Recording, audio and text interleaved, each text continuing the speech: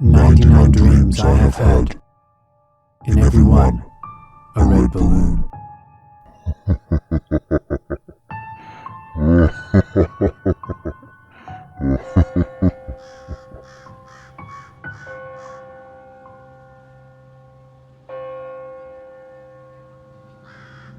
I was little, like kindergarten, starting first grade little. I lived in Germany at the time, due to being an army brat. My little sister is 2 years younger than me, so we did everything together.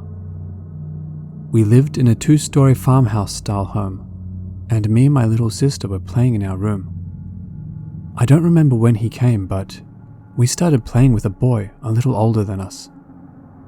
I don't remember ever seeing him, just talking to him and playing games and other kids' stuff.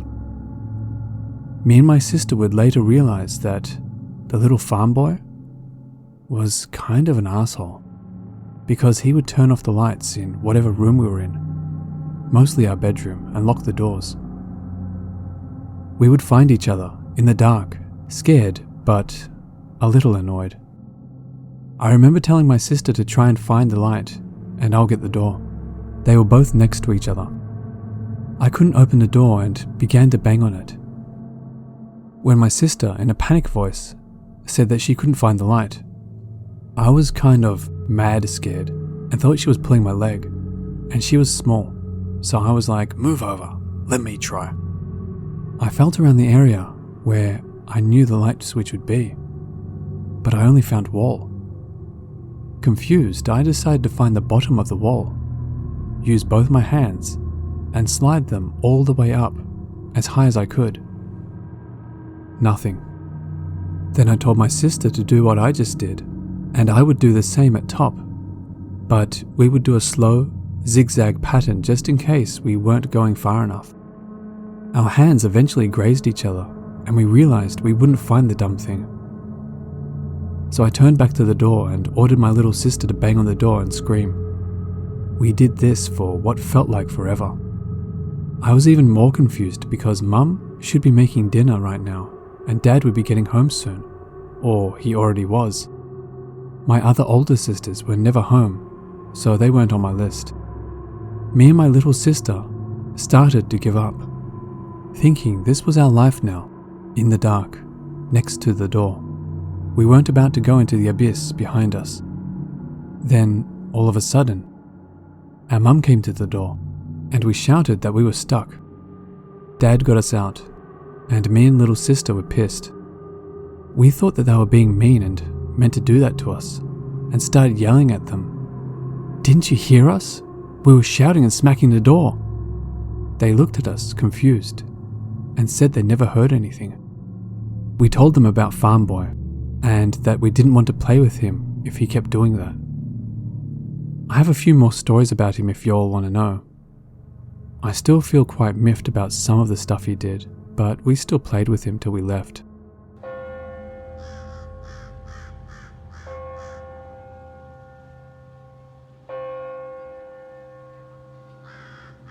This happened in the winter of 2015. For context, I had just flown back home to Germany for winter break from uni in America, and naturally had plenty of jet lag, coupled with a natural inclination to not go to bed until 2 or 3 in the morning at the time, like an idiot. As was often my problem when flying, I sucked at fixing my jet lag, and would often be on the wrong sleep schedule for about a week. Instead of combating this with melatonin, Benadryl, hot milk, or literally any of the other thousands of methods to fall asleep, I decided listening to definitely not calm music would be the best way to lull myself to sleep. You know, like a fool. It was midnight, and like always I was wide awake. I lay in the guest bed facing the wall, headphones in and my eyes closed, but otherwise coherent and nowhere close to drifting off. The door to the room was closed, but had enough of a gap beneath it that the bright light of the hallway cast enough light to see where my suitcase was, on the floor and so on. We kept it on for anyone at night who had unexpected bathroom needs, so I was used to it being brighter than normal. While laying there, I felt a hard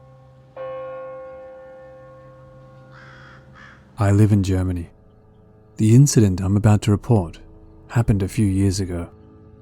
I was driving in my car on a Wednesday night, alone. I was just visiting a friend of mine and returned home. It was long into the night, around 4 a.m.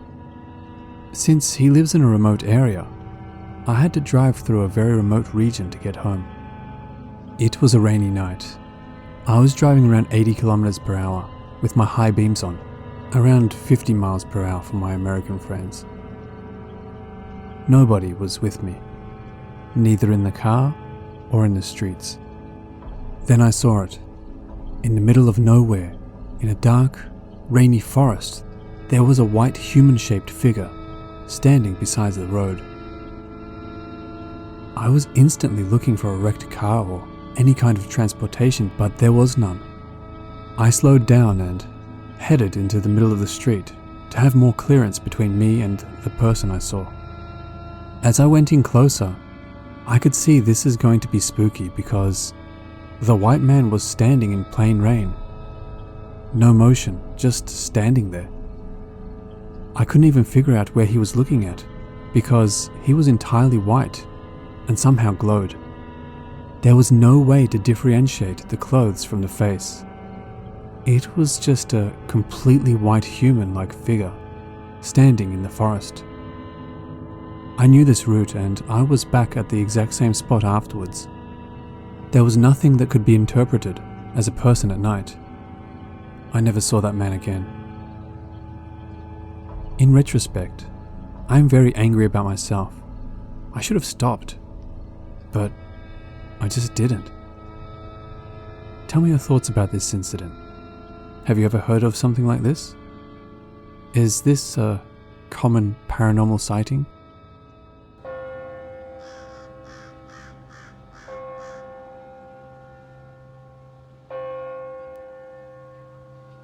These two stories are the ones that no one ever believes in.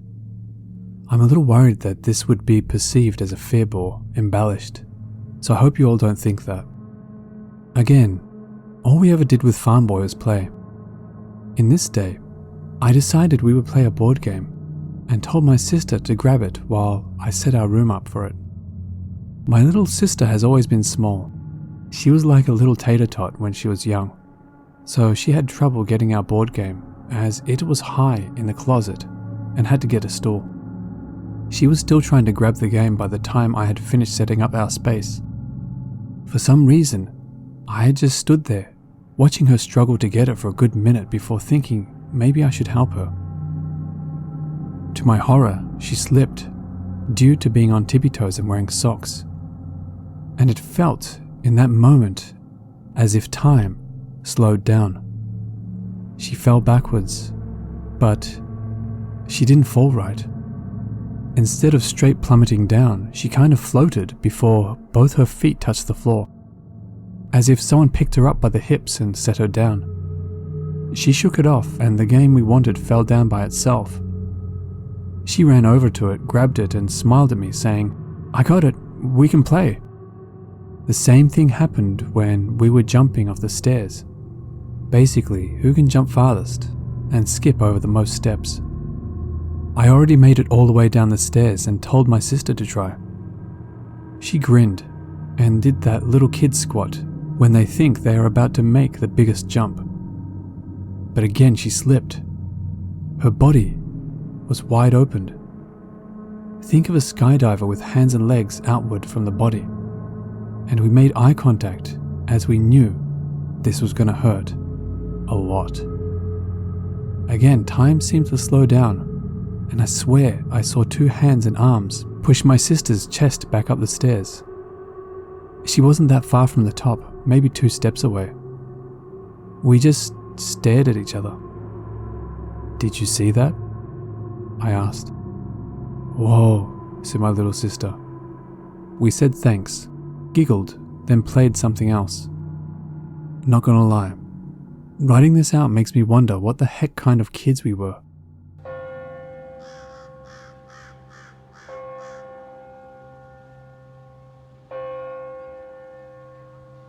For a quick bit of background, after my father left the military, he worked in aerospace and frequently had to visit different countries.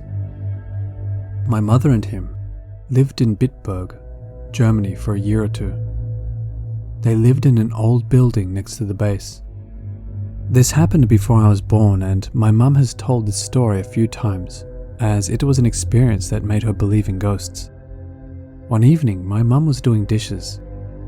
The kitchen had a door at the end that led downstairs to the ground level. Out of the corner of her eye, she saw a man in uniform just outside the window. Thinking it was someone from the base looking for my dad, she opened the door to find no one standing there. She freaked out and called security. They arrived and she described the man she briefly saw. One of the guys said, and I'm paraphrasing, "Oh, you saw him? Yes, he has been around here for quite some time." They then went on to explain that this building they were in had been remodeled from part of a hospital that was active during World War II. My mum had seen the ghost of this German Nazi officer.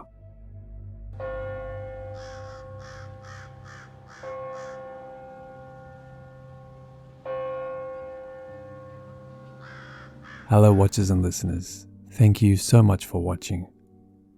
As always, a big thank you to all of the Reddit users who kindly allowed me to use their stories. If you want to help support this channel, you will find links to both my Patreon and my Teespring store in the description below. So feel free to have a look. And the biggest thank you to all of you who continue to support me. I truly do appreciate it. And remember, Papa loves you.